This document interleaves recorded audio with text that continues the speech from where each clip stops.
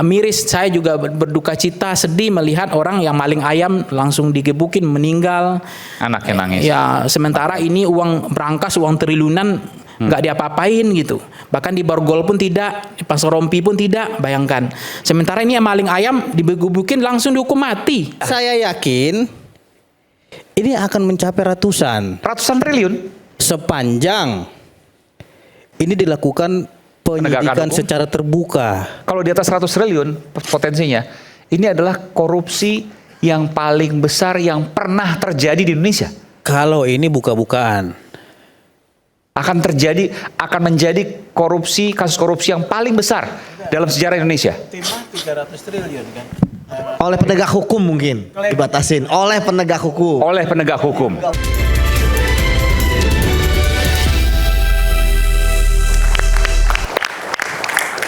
Pak Dr. Pangi Syarwi Caniago, Bung Ipang, silakan. Makasih Bang Iman. Dari tadi saya sebenarnya menikmati diskusi ini tentang konteks hukum ya, tentang ada yang meninggal tadi, kemudian soal sandera menyandra, soal berdagang pengaruh dan seterusnya. Nah, yang pertama adalah tentu saja agenda penegakan hukum ini kan tidak betul-betul serius sekarang ini karena memang residu lama kan yang masih dipertahankan. Tidak serius karena residu lama. Ya, dari 3 cabang kekuasaan kita kan semuanya residu lama, kejaksaannya, kepolisiannya, KPK-nya, bahkan KPK-nya made in Jokowi gitu. Makanya ketika kasusnya yang amplopnya Menteri Semak Belukar stop, ya kan? Menteri Semak Belukar. Apa tuh? Menteri bayangan Menteri bayangan lagi. Menteri Semak Belukar stop, ya kan? Privat jet stop, ya kan? Apa? Privat jet dulu kan pernah dengar kan? Oke. Stop. Terus ada kemudian Blok Medan, ya kan? Ya di Morowali stop. Terus ada lagi yang kepala dinas di Provinsi Sumatera Utara stop. Jadi kalau berharap KPK ya terlalu jauh banget kita berharap KPK. Oh, Anda nggak setuju kasus ini dilempar ke paling KPK? ngurus yang amplop aja nggak bisa langsung kolaps ini. Jadi ini mensrea jelas. Bagaimana barang ini kata Bang Iwan, barang udah sebulan udah dibalikin, habis itu pidananya selesai, hilang karena dibalikin aja. Mungkin juga statement presiden juga harus diralat itu Bang Iwan. Uang dibalikin, pidana harus tetap jalan. Ya nggak bisa itu karena mensrea jelas, niat jahat jelas, ya kan? Itu 1 bulan atau 2 bulan baru dibalikin kan setelah bunyi barangnya itu kan. Jadi sebenarnya memang Presiden Prabowo memang nggak ada pilihan sih, harus kalau saya melihat Machiavellian itu pemikirannya 2 saja, pemimpin itu harus 2, dicintai dan ditakuti. Nah, kalau dia selalu dihujat oleh masyarakatnya, dihina oleh masyarakatnya, dimaki terus oleh rakyat, maka kekuasaannya akan tergerus. Dia akan bermasalah, dia akan menyimpan masalah dalam kekuasaannya. Maka Presiden Prabowo hari ini bagaimana sentimen publik itu mencintai dia kembali. Itu harus dipantik dengan penegakan hukum yang lebih intensitasnya terukur, empirik objektif. Apa adanya. Apa yang ada itu yang dilaporkan. Bukan intersubjektif yang tidak diada-adakan, mengada-ngada gitu. Itu salah satu cara untuk memulihkan animo kepercayaan publik dari distrust menjadi trust building. Karena penegakan hukum itu adalah kunci menjaga kekuasaan Presiden Prabowo. Itu adalah sentimen penting penegakan hukum itu. Saya nggak tahu survei terakhir itu bagaimana penilaian publik terhadap penegakan hukum di era Presiden Prabowo. Kemudian kita juga berharap yang lain juga perampasan aset ini bagaimana nanti apakah betul serius atau tidak. Karena memang koruptor itu katanya kan nggak takut di penjara tapi takut dimiskinkan. Nah ini akan kita lihat nanti episode selanjutnya. Apakah ini serius? Kalau serius berarti ini sejarah pertama presiden di Indonesia yang serius untuk menjadikan undang-undang ini betul-betul memiskinkan para pelaku korupsi gitu. Karena para pelaku korupsi hari ini yang jadi problem kan adalah penegak hukumnya yang melakukan korupsi kan, yang menjadinya sumber ketauladanan harusnya. Saya dari awal sebenarnya senang itu ketika rampasan perang itu dipamerkan oleh kejaksaan. Saya sangat happy banget itu melihat rampasan perang dari PKH, dari ini ratusan duit ditumpuk ya. Itu saya happy sekali, senang gitu. Tapi ternyata baru kita tahu, oh begini juga. Dan ini ternyata yang dibilang Mas Yudi ya, bukan saya. Ini baru koordinator ini. Bukan otak intelektualnya ini. Makanya nggak bisa pakai rompi orange, nggak bisa pakai rompi pink, nggak bisa diborgol. Karena ini nanti kepala suku yang akan kena, dampaknya mungkin berat ini. Kepala suku yang kena. Ya, ini saya ingat statementnya Abdullah Hemahua. Kalau dia saya undang, dia kan nggak mau minum ya. Dia jaga betul integritas. Kalau kita ngundang Abdullah Hemahua itu penasihat KPK dulu itu, kalau kita ngundang narasumber ngasih air pun nggak boleh dia minum. Kalau dia ngantar narasumber, mobilnya harus mobil dia kan, nggak boleh kita antar juga. Dia bilang ya, pemberantasan korupsi itu kenapa sulit di Indonesia? Karena kecanggihannya untuk mengikat linkage gitu, elit-elit penentu di Republik ini gitu. Jadi ketika itu diikat, dia diambil, dia tidak selesai dengan dirinya sendiri. Yang paling gampang itu pemberantasan korupsi, dia diambil beres dengan dirinya sendiri. Ini bunyi barang ini nanti gitu. Dan efeknya itu tadi berat lagi gitu. Sehingga memang pemberantasan korupsi akhirnya deadlock, selesai, tutup buku. Karena apa? Ketika ini diambil, nggak selesai dengan dirinya. Dia akan bunyi lagi. Dan itu bisa orang-orang penting di Republik ini. Ya kalau sekelas ketua umum partai, sekjen partai masih kecil, mungkin di atas itu lagi, yang ke bawah gitu, keseret. Makanya nggak bisa pakai baju, nggak bisa diborgol. Itu asumsi saya orang awam ini, masyarakat awam yang 88% ini, yang masih bodoh ini. 88%. Oh gitu. Masyarakat kita masih awam, masih gampang kena politik pencitraan. Ya, apa namanya, berenang-berenang di laut langsung naik elektabilitas kan. Kemudian sering ketemu masyarakat dengan ya masyarakat awam kita, dia tidak pakai baju anti peluru kan. Jadi apapun yang ditembakkan di media serangan udara, dia langsung efek ke otaknya langsung. Jadi ketika dia melihat antraksi hukum seperti ini, dia juga bingung nih, kacau juga nih. Jadi melihat pemberantasan korupsi di Indonesia. Jadi itu yang saya pikir menjadi problem. Tapi yang kedua adalah Presiden Prabowo sebenarnya bagus ini sebenarnya. Jadi yang bisa membuka aib pemberantasan korupsi bukan mahasiswa ini, bukan kita ini. Jadi kalau mereka berantem sesama mereka, itu akan bunyi. Betul. Jadi yang memberantas korupsi itu kita nggak ngerti. Jangankan kita memberantas korupsi, kita melaporkan masalah ayam aja repot, ditindaklanjuti masalah ayam, ya kan? Bagaimana kita membuka yang namanya brankas tadi kan, bunker tadi. Itu kalau mereka berantem, jadi sebenarnya jangan-jangan Presiden Prabowo membiarkan berantem dulu. Supaya saling membuka nih minggu ini bunker yang dibuka, besok brankas, besok mana lagi mau dicari nih. Saling kawal aja, yang ini kawal polisi, yang ini kawal kejaksaan, yang besok kawal KPK. Ya biar mereka berantem supaya aibnya buka semua. Karena kalau kita, dugaan saya, rasa-rasanya sulit gitu. Karena kita saling membuka gitu ya. Iya, karena kita nggak punya kapasitas untuk ke situ gitu. Jadi atau Presiden Prabowo memang memberikan ruang. Sebenarnya Presiden Prabowo ini bagus. Kenapa? Beliau tidak punya intensitas, jadi membiarkan ruang ini untuk kebuka semuanya. Jadi kita apresiasi Presiden Prabowo di situ. Jadi beliau tidak memberikan tidak menghalangi, membiarkan ruang ini kebuka semua gitu. Jadi saya melihat justru Presiden Prabowo memberikan ruang untuk itu. Nah, cuma sentimen pemberantasan korupsi yang jadi terganggu. Itu persoalannya, citranya dalam penegakan hukum. Saya kan bagaimana kemudian kita penegakan hukum tanpa pandang bulu, itu setuju ya. Tanpa pandang bulu, siapapun dia, siapapun orangnya ya harus ditegakkan hukum. Tapi faktanya kan nggak begitu. Begitu kita bicara kemarin Kementerian Semak Belukar, nggak bisa begitu. Made in Jokowi. Itu fakta gitu. Karena mensrea jelas, orang dari amplot, nggak masuk penjara, ya kan? Kalau saya udah masuk itu. Ya. Walaupun dikembalikan. Jadi ini intensitas hukum kita ya. Jadi kita nggak usah jauh-jauh ini, jangan bicara berangkas, bang amplot aja nggak bisa kita bereskan. Jangan bicara yang besar-besar gitu kan. Ini amplot aja nggak bisa kita bereskan. Kuncinya di gini ya. Ini yang kecil-kecil aja, jangan kan kita bicara bunker, ini amplot aja nggak bisa. Ini problem kita hari ini, pemberantasan korupsi kita. Jadi memang sangat sayang, sangat sedih kita gitu. Tapi itulah ya, kita lihat aja lah. Karena kenapa saya bilang made in Jokowi? Karena komisioner yang dibentuk itu adalah panselnya Pak Jokowi di akhir masa kepengurusannya, betul nggak? Karena satu presiden hanya ada satu pansel. Mestinya KPK kemarin panselnya adalah panselnya Presiden Prabowo. Diserahkan ke Presiden Prabowo untuk membentuk pansel memilih komisioner. Itu baru KPK made in Prabowo, baru pemberantasan korupsi gas, ya kan? Selesai itu semua. Oke, gas itu, ya kan? Tapi ini kan bayangkan Bang, bagaimana intensitas kita membaca. Pansel yang dibentuk di akhir masa kepengurusannya yang hanya boleh satu presiden satu pansel untuk milih komisioner. Tapi dipaksa di akhir masa di masa jabatannya dia bentuk pansel. Terpilihlah pansel komisioner versi Made in Jokowi sekarang gitu. Sehingga konflik kepentingan berat ketika dengan Menteri Semak Belukar. Keok barang ini. Itu faktanya. Ya kan ini Semak Belukar kan ada di Malaysia juga.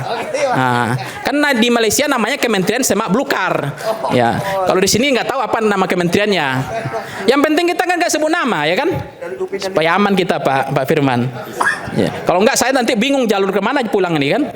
Nah, jadi menteri di Malaysia maksud saya. Urusan amplop. 10 hari itu. Hah? Di tangan Menteri Semak. Yuk, 10 hari kan? Bagaimana mungkin 10 hari nggak ada menserianya? Cuma saya aneh. Yang ngomong satu kubu padahal gitu. Ya itu Tapi makanya. karena nuraninya beliau bicara. Pakai itu. Ya bagaimana Luar biasa, kita luar bicara biasa. tentang Febri gitu loh. Bagaimana kita mau bicara Febri masih jauh lah Ini bicara. menunjukkan Febri. luar biasa loh.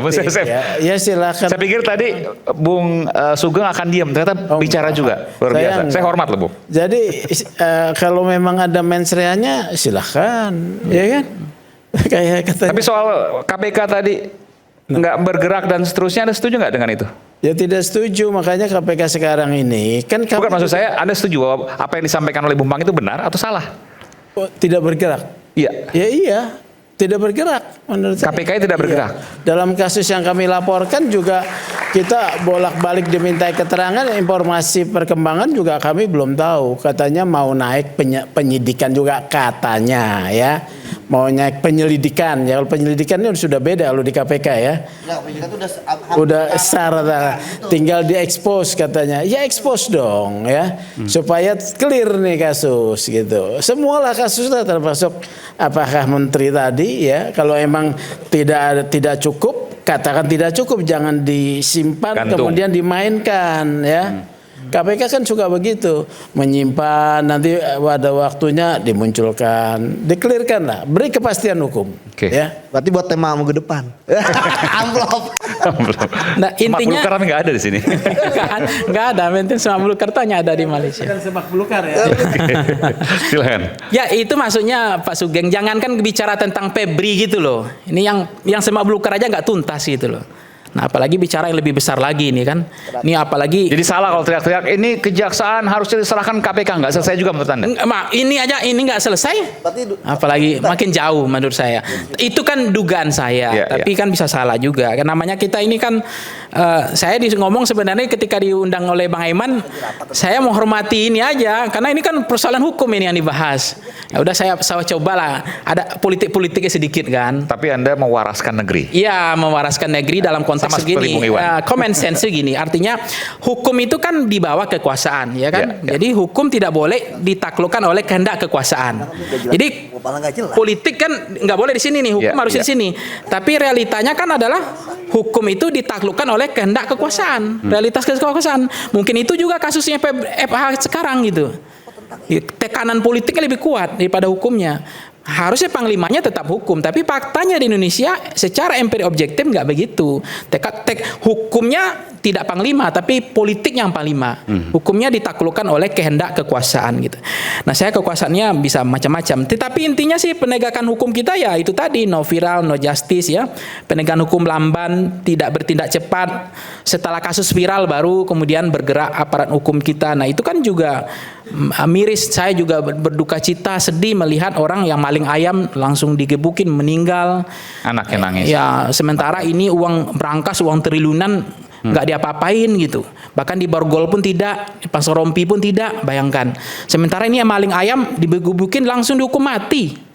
Ya kan? Makanya saya tanya nih, setuju nggak kira-kira kalau diperlakukan, misalnya kalau ditanya ke publik nih, apakah setuju diberlakukan hukuman mati bagi semua koruptor?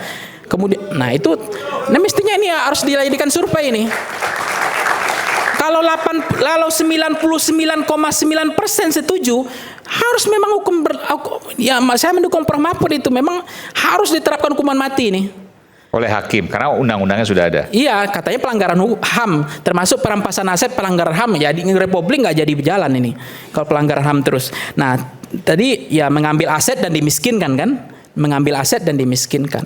Nah, kemudian pembuktian terbalik ya perlu juga ini pembuktian terbalik bagi pejabat yang memiliki kekayaan yang tidak wajar. Ini gimana? Perlu juga dipersiapkan aturan mainnya supaya ini kekayaan yang tiba-tiba mendadak besar-besar ini ya harus ditindaklanjuti nih. Banyak sekarang bunyi itu, berapa kasus saya lihat tiba-tiba rekeningnya besar banget itu. Padahal dia pejabat gajinya nggak segitu gitu. Nah, perlu ada pembuktian terbalik bagi pejabat yang memiliki kekayaan yang tidak wajar kekayaannya. Itu menurut saya juga harus diseriuskan oleh Presiden Prabowo. Jadi apakah setuju diberlakukan undang-undang perampasan aset untuk mengambil alih aset dan memiskinkan? Saya pikir masyarakat juga setuju kan? Mungkin 80-99% juga setuju. Nah, tinggal bagaimana ini akan dieksekusi atau tidak gitu. Nah, saya berharap Presiden Prabowo betul-betul mau mendengar ini dan akan disahkan meskipun dianggap melanggar HAM gitu. Karena kan melanggar HAM ini juga masih complicated, menyimpan masalah juga. Tapi kemudian ketika tidak ada penegakan hukum yang jelas ya kita juga menjadi sedih gitu melihat Indonesia hari ini babak belur hukumnya. Jadi tidak ada jaminan kepastian hukum juga menjadi problem, nanti akan menurunkan approval rating terhadap Presiden Prabowo, level confidence bisa turun karena orang di Indonesia itu hanya percaya ya 3 hal. Mereka tidak makan, pernah saya bilang di sini kan, dia tidak makan dia bisa cari makan sendiri. Tidak ada keamanan dia cari keamanan sendiri. Tapi kalau dia tidak ada lagi kepercayaannya terhadap pemerintah, distrust, itu musibah negara. Bahkan tidak makan tuh tidak lebih berbahaya ketimbang tidak berbahaya dibanding kepercayaan. 2 ini boleh hilang. Tapi yang makan dan apa tadi? Keamanan. Keamanan boleh hilang. Dia bisa cari keamanan sendiri. Makan dan keamanan boleh hilang. Dia bisa cari keamanan sendiri kan? Oke. Tapi ketika kepercayaan itu runtuh, itu yang nggak bisa. Negara itu akan problem tersendiri di violent state itu kan. Jadi artinya memang kepercayaan ini harus dijaga oleh Presiden Prabowo karena ini barang mahal, barang mewah, memulihkan animo kepercayaan publik, maka semua penegak hukum hari ini ya harus diganti kalau nggak beres gitu. Menteri-menteri yang tidak berpihak pada tidak pro rakyat harus diresapel oleh Presiden Prabowo. Karena begini, saya khawatir aja. Ketika Presiden Prabowo memberikan ruang kepada sisa-sisa lama, ya, khawatirnya mereka membangun kekuasaan baru, membangun kekuatan baru untuk menjatuhkan yang the ruling party, itu yang saya khawatirkan. Karena diberikan ruang untuk mereka membangun kekuatan baru. Makanya sisa-sisanya harus dibumi hanguskan. Tapi kan Presiden Prabowo selalu saya bilang, saya dituduh adu domba, nggak suka orang bersatu. Tapi kan ulah dari 3 cabang kekuasaan kita ini jadi ribut negara ini karena nggak beres kejaksaannya, kepolisian dan KPK-nya gitu. Nah artinya menurut saya jangan berikan oleh Presiden Prabowo ruang untuk mereka untuk menyusun kekuatan baru, dan itu justru kalau dalam Machiavelli Leviathan itu kalau kita nggak penggal lehernya, siap-siap leher kita dipenggal. Itu ekstrimnya Machiavellian. Itu ilmu berkuasa. Kill or to be killed. Nggak ada pilihan. Tapi nggak segitu-gitu banget lah. Tapi intinya dimatikan aja yang akan mengganggu kekuasaan Presiden Prabowo. Menurut saya itu jalan terbaik untuk Presiden Prabowo gitu. Dimatikan maksudnya ininya diganti gitu, bukan arti harfiah. Jangan dipenggal. Maksudnya itu kan bahasa Machiavellian aja. Oke, baik. Bung Pitra, Anda punya komentar soal penanganan hukum secara umum terkait dengan kasus ini? Saya Anda sempat menyebutkan, saya masih ingat beberapa waktu lalu, bahwa kasus ini sebenarnya kalau mau dibuka ada puluhan triliun kasus Febri ini. Bang Aiman, saya kira kemarin ada sekitar 6 orang yang kalau kita paparkan di situ. Mas Sugeng itu 36,6 triliun ya? 36,6 triliun. Oke. Jadi Bang Aiman, 39, nambah lagi. 39 triliun, hampir 40 triliun di kasus Febri Adriansyah. Dugaannya. Oke, silakan. jadi kan sebelumnya sudah pernah saya jabarkan di Rakyat Bersuara episode sebelumnya. Dan itu sudah saya singkat nama-namanya. Dan sekarang nama-nama itu sudah ada tersangka setengahnya. Iya, iya. Ya kan? Kemarin saya sebut NH udah tersangka. Ya kan? kemarin saya sebut ada DR, udah tersangka sebelumnya itu. NH yang terbaru pekan lalu ya. Iya, Oke. itu kan udah kita kupas itu sebelum dia tersangka. Ya. Terus ada saya sebut yang namanya FH. Ferry Boboho tadi yang disebutkan. Ong Kiri Wang. Terus ada saya sebut namanya terkait dengan AN. Itu belum. Iya, karena menurut saya dia sangat dekat sekali dengan orang besar.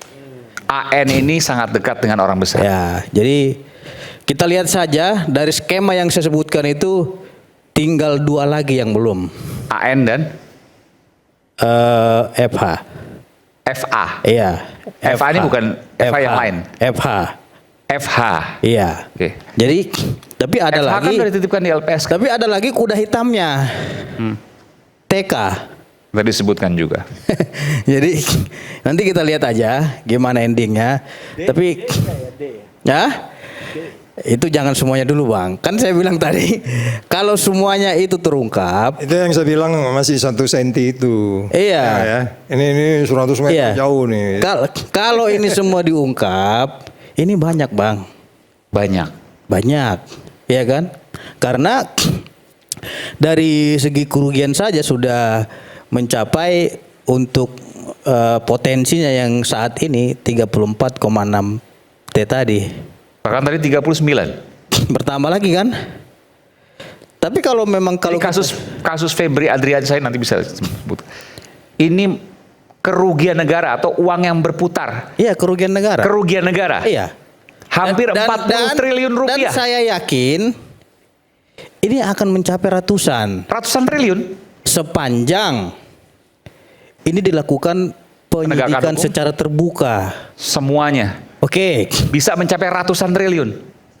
Di atas 100 saya triliun. juga meminta Luar biasa. agar rekan-rekan penyidik kemarin ya dari kejaksaan yang telah melakukan Bentar. Kalau di atas 100 triliun potensinya, ini adalah korupsi yang paling besar yang pernah terjadi di Indonesia. kalau ini buka-bukaan. Akan menjadi kasus korupsi yang paling besar dalam sejarah Indonesia. Timah 300 triliun kan. Oleh penegak hukum mungkin dibatasin. Oleh penegak hukum. Oleh penegak hukum. Oke. Ya. Oleh penegak hukum. Jadi makanya Ya. saya bilang ini adalah kasus besar. Makanya kalau ini dibuka semua, Grupnya R dan terakhirnya ya Tengahnya? 3 ada. Tengahnya bisa simpen dulu. Pakai itu. Atau saya Tengahnya pengen belum. pakai. Tengahnya belum. 5 belum selesai. Timah ada. Jadi R belakangnya T. Nah, tengahnya? saya sembunyikan dulu. Karena Bang Sugeng suka dalam bikin kejutan. permainan ini ya, ada juga kelompok-kelompok profesional yang menjadi bagian daripada Ya. mafia ini. Ya. Ya. Kelompok profesional itu apa? Advokat. Ya. Tapi Oke. bukanlah kawan saya ini. Beliau Enggak. profesional benar karena Iya. datang ya. Tapi oleh penegak hukum, Hah? ini bisa jadi kasus yang paling besar yang pernah terjadi dalam Betul. sejarah Indonesia. Dan pada level yang paling tinggi ya.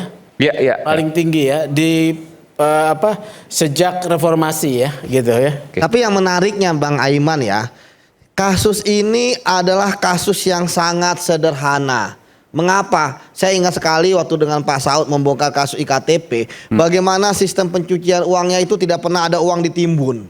Tidak pada ada emas sampai 74 kilo. Oke. Walaupun kerugian negara 2,2 triliun. Jauh lebih susah. Kemudian uangnya tunai ya dalam bentuk dolar Amerika, dolar Singapura, kemudian rupiah ya, dan ada di Indonesia.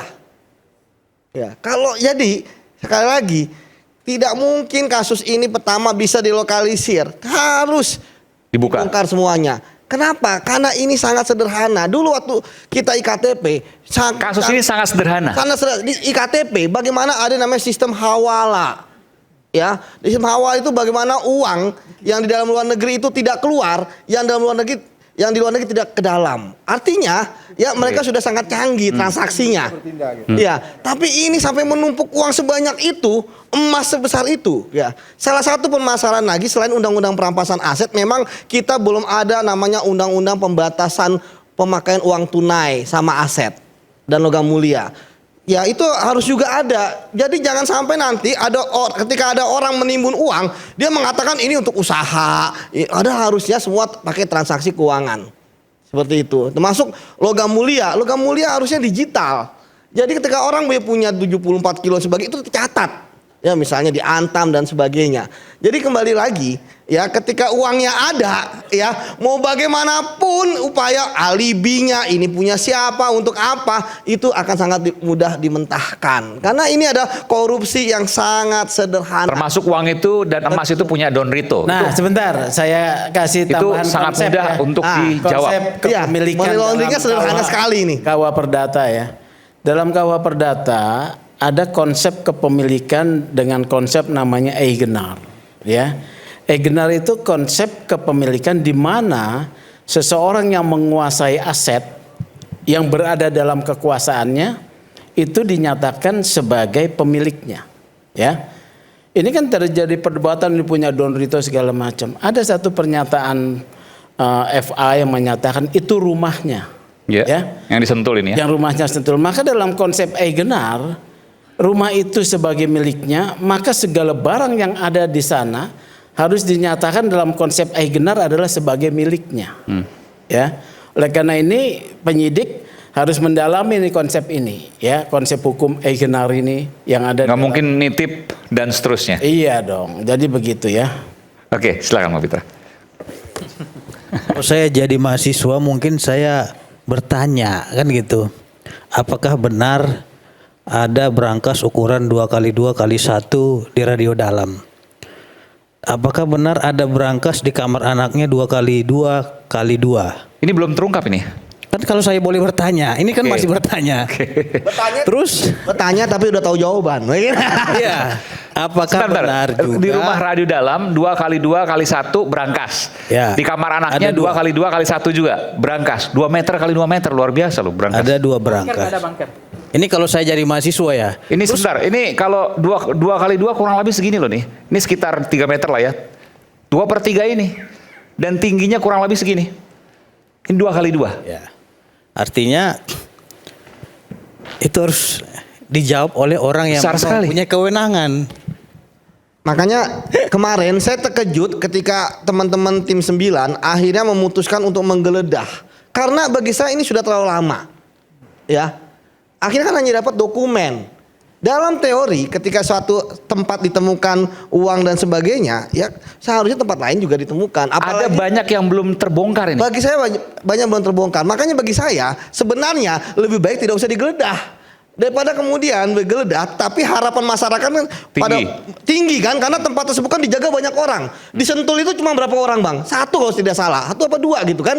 Itu aja ternyata ditemukan ratusan miliar sama 74. Maksud lu mungkin di situ lebih gede gitu. Iya, pasti Oh gitu maksudnya dia. Maksud lu juga begitu. Dan tadi yang Tapi disebutkan ternyata kan nggak ditemukan apa-apa. Pertanyaannya Bung Pitra, ada 2 brankas 2x2x1 meter, bisa jadi isinya lebih besar dari apa yang kemudian telah ditemukan selama ini. Itu tapi kan kemarin sudah digeledah dan tidak ada konfirmasi apakah ada brankas, benar nggak bang? Ya kan hanya ditemukan dokumen terkait TPPU. Nah bagi saya daripada kemudian menggeledah hanya sekedar formalitas dan kemudian hasilnya tidak seperti yang benar kata Pak Arthur diharapkan masyarakat, tapi tidak usah, biarlah menjadi misteri di situ apa. Kan bagi saya gitu. Daripada kemudian digeledah. Biarkan masyarakat dan netizen yang membongkar. Iya, biar masyarakat dan netizen yang membongkar. Karena netizen itu bagi saya ketika kasus ini itu lebih penyidik dibandingkan penyidik. Iya, karena netizennya sebagian juga intelijen gitu kan. Gitu kan. Tapi kalau saya Tahu siapa aja netizennya. Kalau Silakan. saya boleh berandai-andai, jikalau itu dimasukkan emas yang tidak ada capnya, kemungkinan itu akan muat 77 ton. Yang tadi Anda pertanyakan tadi. Yang mana nih? Boleh berandai-andai. Oke, gimana? Kalau seandainya dimasukkan itu emas ke dalam 2 brankas itu, Oke. kemungkinan itu akan muat 77 ton. 77.000 kilogram emas. Luar biasa. Oh iya, saya perlu jelaskan, emas itu kan namanya adalah emas cukim. Apa tuh? Jadi emas itu yang tidak ada sertifikatnya. Oh iya, nggak ada capnya, Antam Kemudian dan seterusnya ya. diduga dilebur dari tempatnya. Kita nggak tahu nih, asalnya juga harus ditelusuri Ya, kan. apakah ilegal atau enggak? Ya, tapi yang jelas pasti udah bukan emas Antam. Betul. Ya kan? Nah, itu yang menarik. Kenapa punya emas cukim sebanyak 74 kilo padahal bukan pedagang emas. Ya kan di situ juga ada peleburan emas. Jadi misteri ini ya itu banyak sekali pertanyaan. Nah, kalau Anda memikirkan itu kemungkinannya dari mana emasnya? Nah, bisa jadi pertama ada tempat untuk meleburkan untuk menjadi emas itu. Oke. Nah, kemudian emas itu sumbernya dari mana? Dari tambang kah? Tambangnya itu tambang apa? Kalau tambang-tambang legal pasti ada capnya. Oke. Ya kan? Nah, apakah dari tambang ilegal misalnya? Iya. Ya kan? Itu dugaannya pasti banyak. Karena tadi nggak ada cap gitu kan. Dan kemudian nilainya ya. Nah, ini kan juga pasti jauh dari Mas Antam. Dalam beberapa kasus kasus tindak pidana korupsi yang kita geledah termasuk kemarin baru yang wali kota itu kan masnya pasti Mas Antam. Iya. Yang Pak Jarov kan masnya Antam Pak ya. Iya. Saya lihat sendiri kok orang Resmi, Antam. oke. Resmi gitu kan. Nah ini Ini nggak menarik. resmi. Iya inilah yang tambah menjadi bagi saya jump scare dari kasus ini. Begitu banyak tautan-tautannya. Begitu Mas. Begitu Ayo, Mas. banyak misteri, begitu banyak jump scare, ya. Jump scare. Yang menakutkan sesungguhnya. Menakutkan. mengejutkan. Kemudian jikalau saya penyidik dan penegak hukum, saya akan bertanya, ini kan kembali penyidik tadi mahasiswa. Kalau saya penyidik dan penegak hukum seumpamanya nih, saya akan bertanya sejak periode 2022 sampai Maret 2026, apakah ada tukang dahulu di Sentul? Sehingga tukang itu menggali sebuah terowongan. Apakah itu kolam renang atau bunker saya nggak tahu. Pasti akan saya tanya kalau saya seorang penyidik seperti itu. Oke. Ada yang digali di Sentul. Itu pertanyaan kan? Apa isi dalam galian itu? Kurang lebih gitu.